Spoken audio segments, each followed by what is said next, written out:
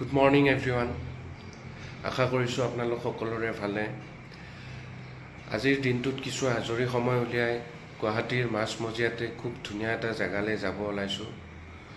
বলকচোন ক'লৈনো যাওঁ, ভিডিঅ'টোৰ যোগেদি আপোনালোকে গম পাব। ৰুমৰ সন্মুখৰ পৰা ওলাই দেখিলোঁ যে বৰষুণজাক আহিছে। মোৰ ৰুমৰ সন্মুখৰ পৰাই খুব ভাল লগা এটা পৰিৱেশ দেখিব পোৱা যায়। এই চিৰিয়াখানাখনত চৰাইবোৰ উৰি আছে, গছ গছনি সকলো সেউজীয়া, কৃষ্ণচূড়া ফুলিছে, বৰষুণজাক আহিছে, সেয়ে গুৱাহাটীখন শান্ত হৈ আছে।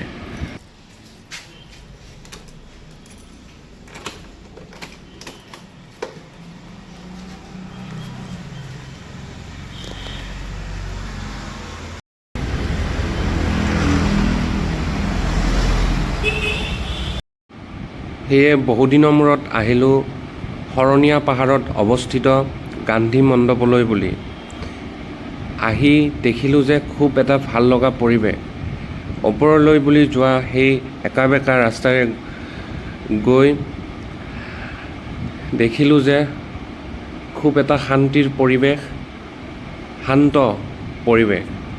সকলো গছ গছনিৰে সেউজীয়া হৈ আছে, কৃষ্ণচূড়া ফুলিছে, সোণাৰু ফুলিছে, দেখি খুবেই ভাল লাগিলে।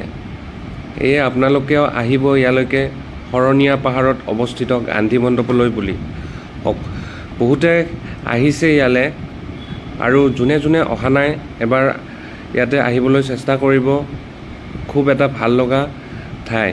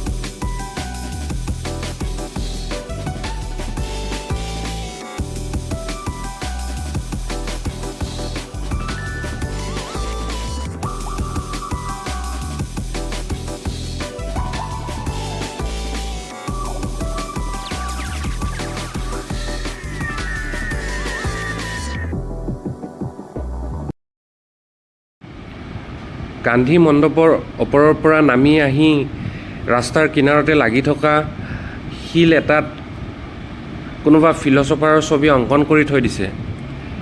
দেখি এটা বেলেগ অভিজ্ঞতা দেখিবলৈ পালোঁ আৰু বহুত ভাল লাগিলে।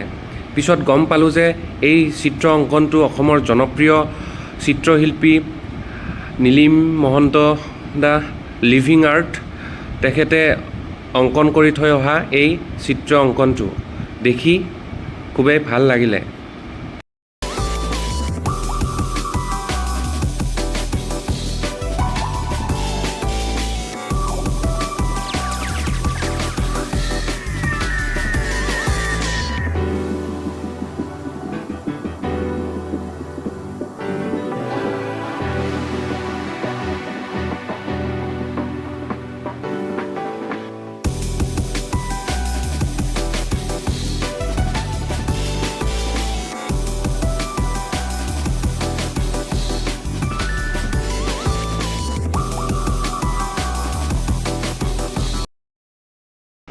সেয়ে ভিডিঅ'টো এইখিনিয়ে আছিলে। ভিডিঅ'টো বেছি দীঘলীয়া নকৰিলোঁ, যিহেতু এইটো মোৰ প্ৰথম ভিডিঅ'টো যদি আপোনালোকৰ ভাল লাগিছে, লাইক, কমেণ্ট আৰু ছাবস্ক্ৰাইব কৰি দিবলৈ নাপাহৰিব।